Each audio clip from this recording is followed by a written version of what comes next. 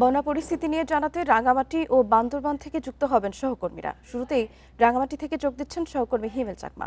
হিমেল, রাঙামাটিতে এখনো কোন কোন এলাকার মানুষ পানিবন্দী রয়েছে জানাবেন আমাদেরকে। রাঙামাটির বন্যার পরিস্থিতির কথা যদি বলি, বর্তমানে কোথাও যে পানিবন্দী মানুষ নাই। আমি যদি বলি বাগাইছড়ি সবচেয়ে যে ক্ষতিগ্রস্ত হচ্ছে, বা বিলাইছড়ির ফারুয়া সেই এলাকার পানি নেমে এসেছে।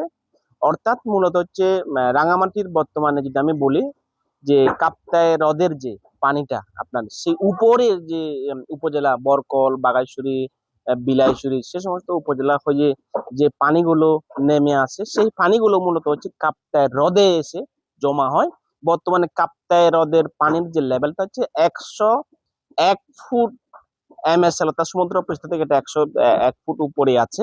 অর্থাৎ এটা কিন্তু আরো বাড়বে, অর্থাৎ এটার সর্বশেষ লেভেলটা হচ্ছে 109 ফুট। তার মানে আরো 9 ফুটের 9 ফুট 8 ফুট আরো পানি নিচে আছে। তো একটা বিষয় যে আমরা সর্বশেষ যে তথ্য হচ্ছে, গতকালকে সকল আশ্রয় কেন্দ্রের মধ্যে যারা ছিল তাদেরকে ত্রাণ দিয়ে চাউল, ডাল, তেল দিয়ে তাদেরকে নিজ নিজ বাড়িতে তারা চলে গেছে। এখন প্রশাসনের যে তথ্য হচ্ছে, তারা যে ক্ষয়ক্ষতির পরিমাণটা নিরূপণ করছে, আসলে কি পরিমাণে ক্ষতি হয়েছে তাদের চূড়ান্ত করার পরে তারা পুনর্বাসন প্রক্রিয়া যাবে।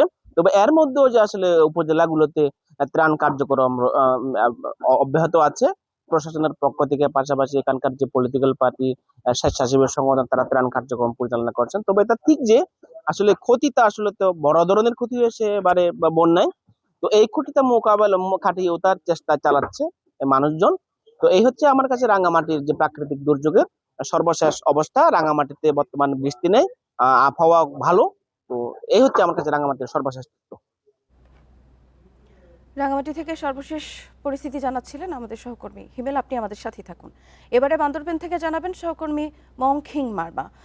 মংখিম, বান্দরবনের সার্বিক পরিস্থিতি এখন কেমন দেখছেন?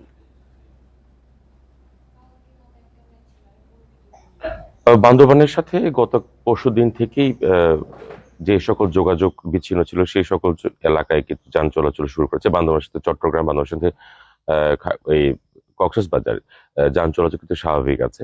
বান্দরবানের সাথে যে সকল উপজেলা সড়ক যোগাযোগ বিচ্ছিন্ন ছিল, এর মধ্যে রোয়াংছড়ি গাড়ি চলাচল শুরু করেছে, সেখানে স্বাভাবিক যাতায়াত করছে মানুষজন।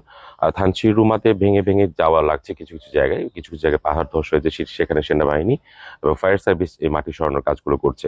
এর পাশাপাশি যে সকল এলাকায় নির্মাঞ্চল প্লাবিত ছিল, যারা আশ্রয় কেন্দ্রে ছিল, তারা অনেকেই ঘরে ফিরতে শুরু করেছেন। আর কিছু কিছু জায়গায় এখনো ঘরে ফিরতে পারেনি। আমি বিভিন্ন জায়গায় ঘুরে দেখেছি বান্দরবানের যে সকল আশ্রয় কেন্দ্র রয়েছে, সেই আশ্রয় কেন্দ্রগুলো যারা বাসায় ফিরছে না, তারা বলছেন যে অনেকের ঘর ভেঙে গেছে, অনেকের বাড়ি পানিতে ভেসে নিয়ে গিয়েছে, বেড়া ভেঙে গেছে। এই ধরনের কিছু কিছু জায়গায় আছে, তারা কিন্তু বাসায় ফিরতে পারছে। আবার অনেকেই বলছেন এখনো পর্যন্ত তাদের রান্না করার চুলা বসাতে পারেনি, রান্না করতে পারছেন না, বাচ্চা কাচ্চা নিয়ে অনেক কষ্টে আছে। এই জন্য মূলত আশ্রয় কেন্দ্রে আছেন।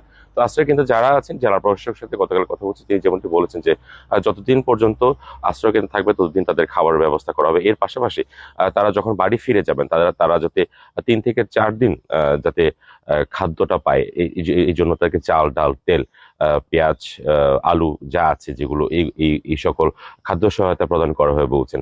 এর পাশাপাশি বান্দরবানের সাথে যে রাঙামাটি সড়ক যোগাযোগ এখনো বিচ্ছিন্ন বলা যায়। সরাসরি সড়ক যোগাযোগ একটি জায়গায় ব্রিজ ভেঙে গিয়ে সেখানে সড়ক যোগাযোগ বিচ্ছিন্ন রয়েছে।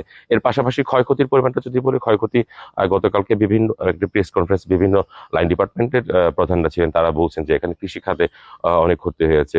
প্রায় 2380 হেক্টরের মতো জমি সেখানে ফসল নষ্ট হয়ে গেছে। এতে সরাসরি প্রায় 5,500 কৃষক ক্ষয়ক্ষতি হয়েছে বলে আমাদেরকে জানিয়েছেন। এর পাশাপাশি বান্দরবানের প্রায় এলজিডির 61টি সড়ক, জনপদে 61 কিলোমিটার সড়ক এবং 90 কিলোমিটার এলজিডি সড়ক কিন্তু সম্পূর্ণভাবে ভেঙে গিয়েছে। তো এটি সচল করার জন্য সব ডিপার্টমেন্টই কাজ করছেন। এখানে ত্রাণ সহায়তা এখানে বিভিন্ন রাজনৈতিক দল থেকে শুরু করে সামাজিক সংগঠন, তারা সবাই কিন্তু ত্রাণ কাজে লেগে পড়ছে। কারণ সড়ক যোগাযোগ স্বাভাবিক হওয়ার কারণে, সহজ যাতায়াতের কারণে তারা কিন্তু ক্ষতিগ্রস্তদের কাছে এগিয়ে যেতে পারছেন। এই হচ্ছে আমার কাছে সবশেষ বান্দরবানের তথ্য। রাঙামাটি এবং বান্দরবান থেকে সর্বশেষ পরিস্থিতি এবং জনভোগান্তি নিয়ে জানাচ্ছিলেন আমাদের সহকর্মীরা।